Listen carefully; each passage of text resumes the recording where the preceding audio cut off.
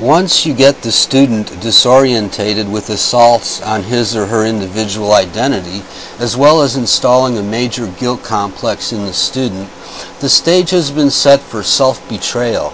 Continued and intensified attacks on a student in this state of mind encourages the student to psychologically betray his or herself. The emotional cost of thinking and acting independently is getting to be too much. Betraying one's individuality and core belief system is tempting now. The idea that betraying oneself will make the pain go away, especially in regards to an exaggerated need for social acceptance by giving in, leads to the next level. The next level is called the breaking point. Fear, guilt, shame, and a severe crisis of identity may lead to incredible psychological agony. On the other hand, an entire collection of psychological disturbances combined can lead to an emotional crisis that may cause the student to feel a loss of grip on the reality he or she once knew. A feeling of being alone and lost torments the individual's psyche. At this point, the sense of self is now up for grabs. It is important for the temptation of conversion to a belief system that will relieve the misery be offered. Leniency, or the possibility of salvation, is a powerful tool. An act of reprieve or kindness is very powerful because after an intense psychological attack, that act of kindness seems bigger than life itself. The student actually can feel the warmth and renewed sense of security and safety that is waiting for him or her in exchange for conformity. At this point, the compulsion to help oneself, or whatever's left of it, through confessing and admitting to your sin must be prompted by the educator. A confession, which is an admission, releases the misery of guilt and pain. A false sense of liberation is occurring at this point. Having said that, I must point out that this level of brainwashing is the weakness in the public education system. Many of these educators are so into controlling students' minds that they get into retaliating so much that they don't realize that this leniency is an extremely valuable asset to controlling the student's mind, as I will demonstrate. On the other hand, the emotional cost of challenging the thought control process and being victimized by the system is a lot to bear. An offer of lenience or goodwill is enough to create a loyal convert. In fact, the convert will now work overtime to prove their reform and conformity. But like I said, many educators are so into the battle where they hold all the cards, they don't use the powerful tool of leniency. This is their primary weakness in the thought reform process. Their sadistic enjoyment of bullying the weak blinds them. If the student can be made to feel wrong, then the student is wrong. Guilt is now being channeled. The student's individual identity has drifted out of the person, and what is left is a blank slate where that individual identity once was. In short, the guilt and shame and suffering that you went through is the fault of your individual belief system. It was all your fault and not the educator's. A show of denouncement is often required for full forgiveness and peace of mind. At this point, the psychological rejection of the student's former identity is complete. The student's old belief system is bad, but the new manufactured belief system is good and the social thing to do.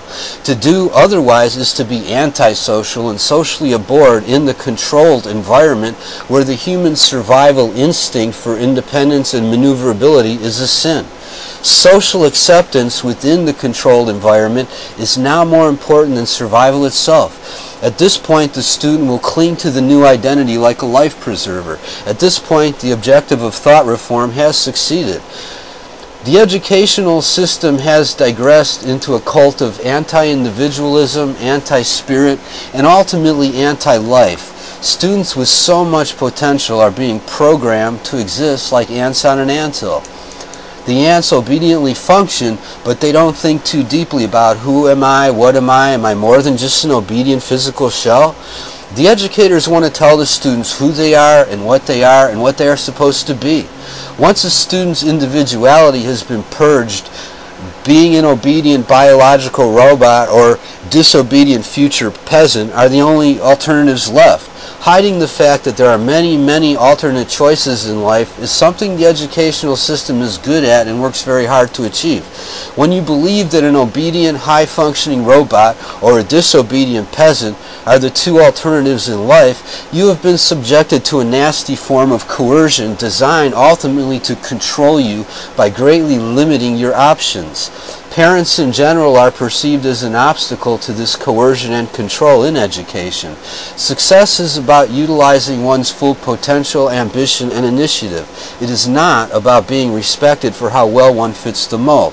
If you believe that your success revolves around how well you fit the mold, you are trapped in a psychological prison, and your brainwashing educators are the guards equipped with ways to torment and punish those who rebel or try to break free.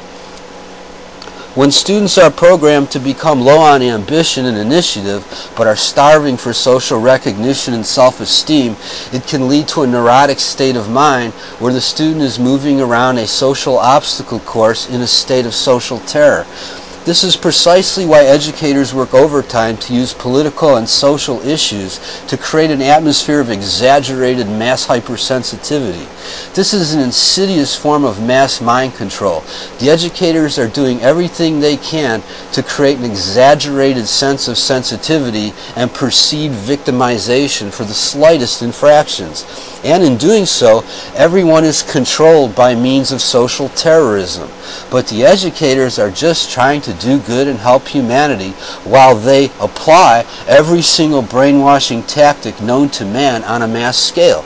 They do everything to promote exaggerated sensitivity in the students, and then they pretend that they are here to solve the sensitivity problems that they work overtime to create. It's like starting a fire and then showing up with a fire hat and a hose. In conclusion, I will say that the imbalance of academic freedom in favor of the educators leads to a compartmentalized situation where the thought reform process comes in bits and pieces instead of proper order in the thought reform process. My theory is that because of this lack of order in the thought reform process, most students are partially brainwashed but not fully brainwashed. Yet the students have learned how to behave as though the thought reform process was completely successful. If the student's old identity was destroyed and the new identity is an unstable one because the thought reform process is incomplete, the student cannot fully return to his or her old identity. The student is in a mental limbo. This, in my opinion, is a mental disorder, and many psychologists would agree. Some psychologists refer to this as floating. This happens when the victim of thought reform goes back and forth from cult perspective to non-cult perspective. The former student may experience a laundry list of psychological symptoms such as paranoia, anxiety, guilt, rage, depression, and constant fear. The former student may have difficulties thinking clearly, making decisions, analyzing situations, and performing everyday activities. In San Francisco, where I live, I've seen countless people coming out of the education system displaying all of these symptoms. If there will ever be a major student revolution, it won't be a free speech revolution. The educators and government have made that impossible. Hopefully, it will be a deprogramming revolution where the students call the educators and the government's bluff and insist that the brainwashing stop. Also, my hope is that someday students and former students can sue the educational system for psychological damages caused by the insidious practice of thought reform. This concludes today's segment of the Mongoose Internet Audio Show.